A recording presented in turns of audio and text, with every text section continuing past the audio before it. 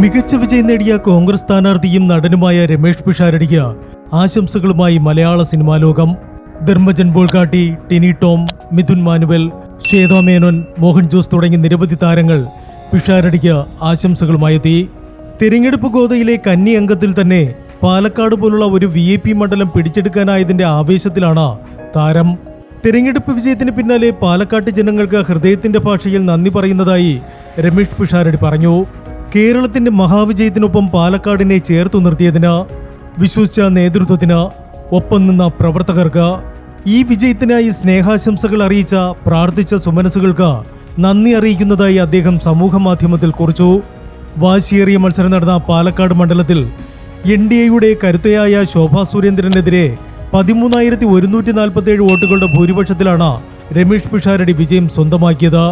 Entertainment desk, movie max.